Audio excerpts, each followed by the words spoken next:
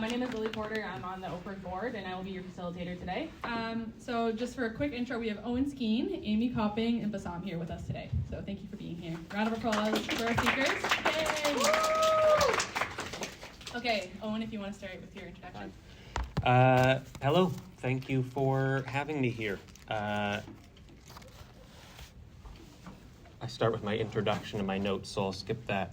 I'm currently a student of fine arts at the Nova Scotia College of Art and Design.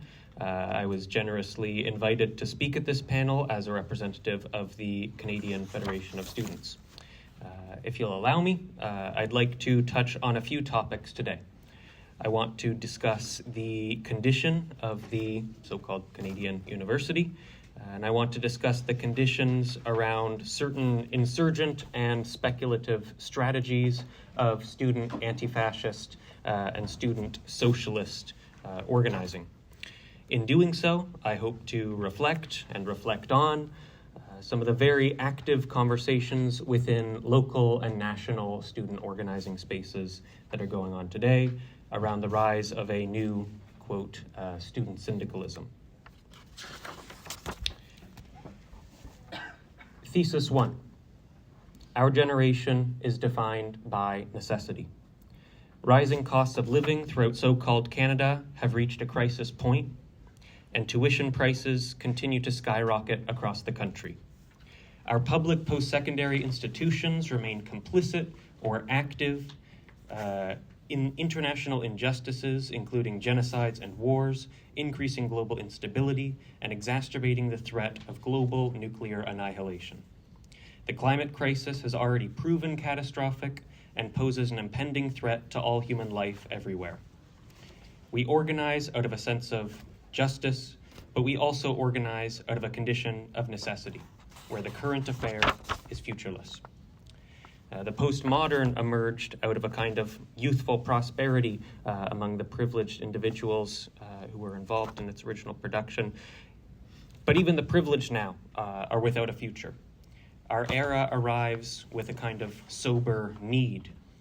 We are living in a post-contemporary age, a present defined more by our future or our lack of future than by our past. The task we are set is the task of uprising, of unifying and organizing to alter the untenable future that we are on course for. We are a generation of audacity, of vigor, of directness, and readiness for the task we are set, because we must be. There is an earnestness to a generation defined by necessity. There is no room for ironic or hollow action. Our task is determinate. Our methods must be new. We refuse the cold distance of the older postmodern analysis. We analyze in action, intervention, and construction.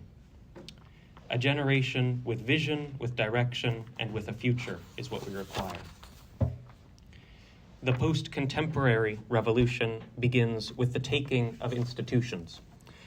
In Roland Barthes' The Death of the Author, to kill the author offers the reader only the liberty to interpret and not the liberty to act directly. The death of the author is not the death of the author's private ownership. To change the work materially, to determine directly the outcome of the work, is the new freedom that our generation must seize. Do not make old ideas new, make them old. Thesis 2.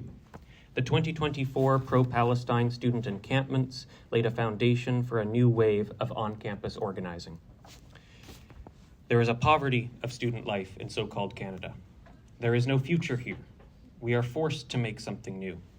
We will create the future of the university and the college through direct collective action. We will create institutions that care for students, that are critical of power, and that work productively toward the future of our society.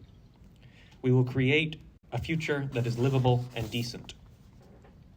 Over the summer of 2024, students across so-called Canada and throughout the world demonstrated that they are ready for something new. On Turtle Island, across hundreds of college and university campuses, students organized pro-Palestine encampments, large-scale rallies, and autonomous direct actions on a scale that has not existed in the student movement for more than 50 years. The dozens of pro-Palestine encampments across Canada reinvigorated a long inactive appetite. In the months following the often violent, state-enforced end to these encampments, the search for next tactics has proven productive, I will argue. There was, of course, a pro-Palestine student encampment right here at U of G. For 6 long weeks, the People's Plaza for Palestine maintained an important presence on campus. I will leave it to the organizers of the People's Plaza for Palestine, of course, to speak about the conditions and the happenings that took place here, the moments of democracy, trust, autonomy, community care, and hope, as well as the threats by institutions and agitators, the fatigue and the burnout. I will speak from my own experience about the student encampment at Dalhousie University, which we called Al Zaytun University, a, quote, liberated zone, end quote. Tuition was free at Al Zaytun. Although the sleeping quarters can't meaningfully be considered housing, rent was free at Al Zaytun. Every meal of the day was free at Al Zaytun, and many were home-cooked meals provided by trusted members of the local Palestinian and Arab communities. The classes at Al Zaytun, taught on patches of grass, were democratic and self-critical, dynamic, participatory, and productive. There was no curriculum, and we were guided in our classes by a shared pursuit of truth and liberation. The students and the professors were the administrators, the daily staff, and the maintenance at Al Zaytun. Al Zaytun was governed by and for the students. Al Zaytun University was cared for by the students, and Al Zaytun was a future of the university worth fighting for. A micro-university and an experiment in participatory democracy on campus. Al Zaytun not only represented, but enacted directly a future of the university worth fighting for. On July 29th, 2024, after 78 days of sustained occupation, we were violently evicted from Al Zaytun University by police. The encampments were sites of unrest and rest, cultural learning, community building, and skill sharing. They were practical examinations of our ability to construct and navigate our own socialist infrastructures. These were earnest attempts at creating something beyond, although not outside of, our existing capitalist frameworks on campus. These were sites of beauty that were strange then for our generation, among the disruption, among the resistance, among the mourning. Thesis 3. Student syndicalism offers a framework for scalable, organized student resistance. A student strike is not a boycott. A student strike is the withholding of academic labor. A student strike is not simply a protest. It is not simply a moral protestation. A student strike is a demonstration of collective power. A student strike is made enforceable through the democratic process and perceived legitimacy of a student strike mandate passed by a union of students. A student is an academic worker. A student produces social and economic value through their labor of skill and knowledge acquisition and preservation. More than we pay in tuition to attend classes, provincial governments pay our institutions to educate us. Public post-secondary education is an investment by the provincial government and the federal government. When students strike for a short time, they disrupt academic calendars and withhold their socially valuable academic labor. When students strike for a long time, they threaten to disrupt the academic calendar enough to have the following semester canceled. This would have the provincial government waste an entire semester's worth of public investment in education futures. This would also mean the, quote, double cohort effect, which we've observed in Quebec, where a broad misalignment of academic progress results in scheduling conflicts wherein twice as many students may need to take any given class the following year. In 2012, students in Quebec went on strike. They went on strike to reject the Quebec government's proposed 5-year plan of tuition hikes. At peak involvement, there was more than 180,000 students actively on strike. The strikes continued for more than 100 days. They started in February 2012 and lasted all through the summer, delaying the end to the winter semester. When the threat of needing to cancel the fall 2012 semester became clear and legitimate, the government gave in and tuition was frozen. Over the 10 years following, this tuition freeze saved the students, the domestic students of Quebec, more than $1 billion in tuition fees that would have otherwise been paid had the original tuition hikes been allowed to pass. In Montreal, November 21st and 22nd, 2024, approximately 85,000 students went on strike in solidarity with the people indigenous to Palestine and to demand divestment. The May 4th movement, the 1919 uprising in China, with labor strikes throughout the country, began as a student strike. The May 1968 Paris Revolution, with hundreds of thousands of workers on strike throughout France, began as a student strike. The United Auto Workers President Sean Fain has proposed an international general strike beginning May Day 2028. We begin with small student strikes in 2026 and 2027 to build capacity, precedent, and momentum. Student strikes are about withholding academic labor, but they are also about the ways that we use our collective power and the ways that we construct and organize ourselves with all the time that we spend not going to classes. The labor power of 100,000 or 1 million students not attending class for a day or a week or a month or a year is our capacity to create. To create the future of a university directly by using everything on campus. To create sites of unrest and rest, anti-work and post-work, solidarity, collaboration, and care. To create sites of earnest future building. To create the culture of our generation. Our new art arrives with the encampments and with the strikes. New social relations, new kinds of institutions, and new cultural productions. Our art, our writing, our music, our poetry, our films, our journalism, our philosophy, they come from necessity and they come from encampments and from strike actions. We're interested in détournement, but not just of content through form, not just of culture, to subvert the infrastructure itself, to take the university, to take the gallery, to take the library, to take the parks and the streets. Rather than merely interrupting it, to create directly the institutions of our future through strike action. We will take the university in every way. Our art will reflect and enact and pre-enact and anticipate the direct taking of collective power. Our art will assert in its infrastructures a new relation between the student and the university. If we desire student housing, we can take it through sections of campus that are taken to meet our needs. We will form student tenant unions and carry out rent strikes. We can occupy administrative offices with beds and everything that's required for comfortable boarding. If we desire that which requires the labor of 4 months' time and 20 or 200 engaged minds, a course can be authored with the assignments requiring the direct solution by the students and the professor of the problems we are living.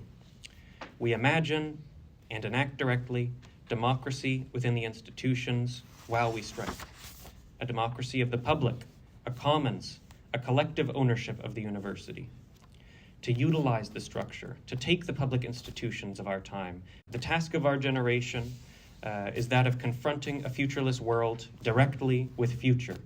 The task of our generation is to create the necessary socialist infrastructure for survival through revolution. No labor ought to be wasted. Thesis 4. Universities across Canada, so-called Canada, serve as sites of fascism and as sites of resistance against fascism. Since 2024, many universities across so-called Canada have introduced new protest policies in response to the student encampments. A student at UBC was recently suspended for 2 years for their involvement in pro-Palestine actions on campus.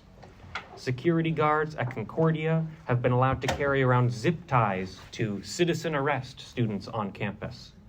Universities have hired private security firms to increase their campus policing capacity. At my own university, the Nova Scotia College of Art and Design, they installed new security cameras within 24 hours in advance of a General Assembly, which we held on the question of whether or not to mandate a 10-day student strike action. I myself have been banned from a university while serving as president of the Student Union of NASCAD during the police-enforced eviction of the pro-Palestine encampment at Dalhousie. I was singled out by police and banned from setting foot on Dalhousie property for a period of 6 months. We pay exorbitant fees for access to knowledge. Our universities invest in genocide, war, fossil fuel production, and profit from exploitation of sovereign indigenous land. When we get organized, our universities suppress our dissent with the tactics of fascists. Or, if they are quite strategic, they use the tactics of fascists mixed with those of neoliberals, mixed with some sort of politically correct sort of facelift for it all. And still, the so-called public university is itself a victim of underfunding and privatization. The provincial government introduces austerity and then pits faculty and students and staff against each other. They treat wages and tuition as zero-sum games. If it's our win, it's their loss. The university today is a site of fascism and socialism. Our institutions function as a wing of the military-industrial complex, of capitalism, of imperialism, of nationalist propaganda, and yet also its infrastructure can be used against its owners. We create moments of socialism, moments of community dialogue, future-orientedness, criticality, imagination, and participation, such as the Rebel Knowledge Symposium. We create moments on campus of mutual aid and community care, further, of democracy and direct enactment. Thesis 5. Strength, unity, and care are the needed response to fascist intimidation tactics on our campuses. Given the extensive use of private and state violence, surveillance, and policy to target the most vulnerable student populations, how do we manage risk and privilege when navigating mass collective actions that pose a formidable threat to large capitalist institutions? This is a question for now, not some distant future when something like a national general student strike becomes possible. Students at the University of British Columbia engaged in the first student strike action in BC history last year in March 2025. This March 2026, students in Nova Scotia will engage in the first province-wide student strike outside of Quebec in Canada. We will strike from March 15th to March 21st, as was outlined in a mandate approved by the General Assembly of the Canadian Federation of Students, Nova Scotia. This history is now. Our rights aren't something set in stone decided by the past. We decide. We decide how much we are willing to take. And even when the law is on our side, that doesn't mean police or government or the university will follow it. During the Quebec 2012 strike, more than 3,000 students were arrested. The Quebec government passed new laws specifically to outlaw student strike picketing during the sustained action. We must invest in community care and community safety. We must invest in security culture and the proactive teaching of not only our rights, but how to our collective agency in the face of rights violations. We must learn to keep each other safe by refusing to allow the most vulnerable members to be made examples of. Student strikes are not without risks. Actions this powerful will always be met with some kind of institutional pushback. Mass historic actions do have substantial consequences. It is critical to prioritize the safety of the most vulnerable student union members on strike. We must not, however, allow oppressive institutions to engage in fear-mongering or threats to the most vulnerable to petrify the movement when the most vulnerable students are under attack. It is up to the collective to act up and respond with strength, unity, and community care, not weakness or compromise.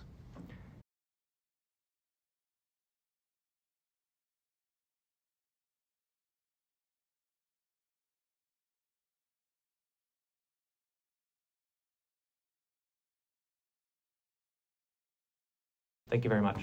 Thank